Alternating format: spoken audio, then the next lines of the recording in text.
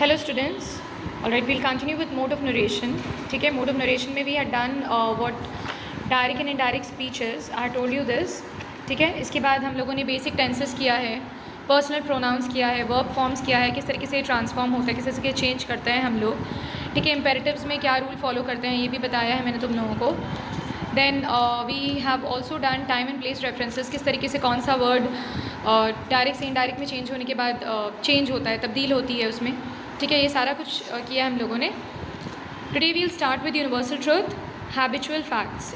ठीक है, जब ये सारी चीज़ें रहती हैं सेंटेंस में, कोई यूनिवर्सल ट्रूथ रहता है या फिर हैबिचुअल फैक्ट्स होते हैं, फैक्चुअल चीज़ें जब लिखी जाती हैं सेंटेंस में डायरेक्ट स्पीच में, तो किस तरीके से चेंज करते हैं उसको. What are the rules that we follow? Alright.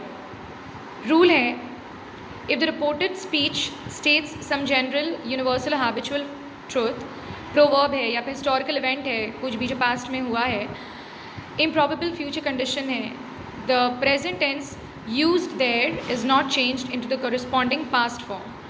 अगर वो present tense में ही लिखा है तो present tense में ही रहेगा, इसमें हम लोग चेंज नहीं कर सकते हैं. जैसे फॉर इंस्टेंस यहाँ पे देखो, डायरेक्ट स्पीच में my friend said I am an early riser. ठीक है, इनडायरेक्ट में जब चेंज करेंगे तो my friend said that he is an early riser, he was an early riser नहीं होगा. You can not change the tense over here. ठीक है, व्हाट इज़ रूल नंबर 2 से?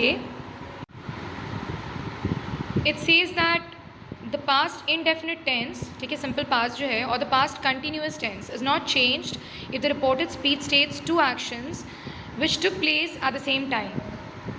Okay, so what is it saying?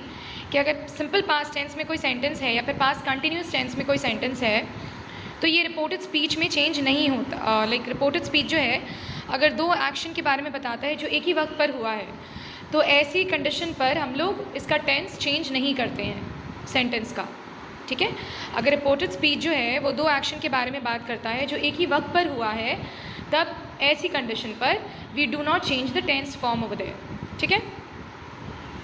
Number 3, the simple past is not changed if the reported speech states a past historical event और fact.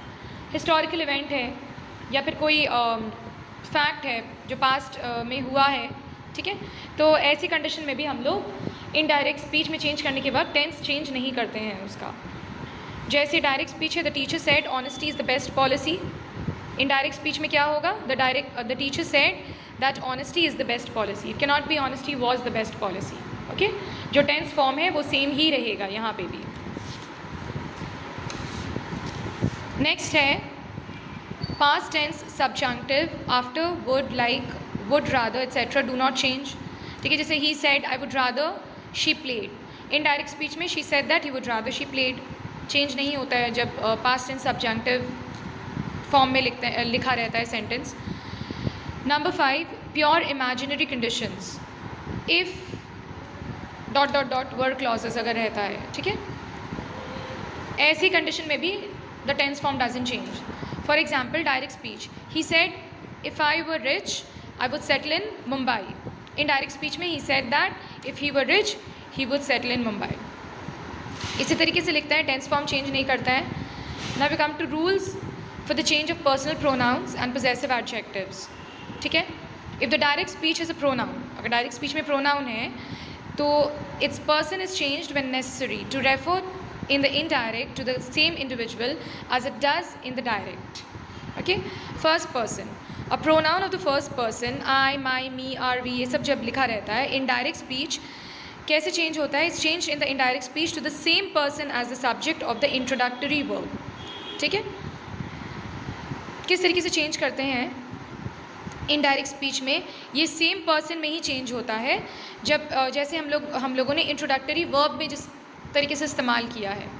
ठीक है, जैसे for example direct speech में he said I can cross this river, indirect speech में he said that he could cross that river. इस तरीके से change करते हैं. ठीक है, then must changes as follows. Must remains unchanged when it indicates a permanent rule, command, prohibition, intention. ठीक है. Number 2, when must indicates necessity or compulsion. It is changed into had to for present or immediate necessity, would have to for future necessity. ठीक है, ये सारी चीज़ें याद रखनी है तुम लोगों को. ओके स्टूडेंट्स, सो जहाँ तक आज किया है हम लोगों ने, please go through the explanation once again so that कि तुम लोगों को अच्छी तरीके से समझ में आए.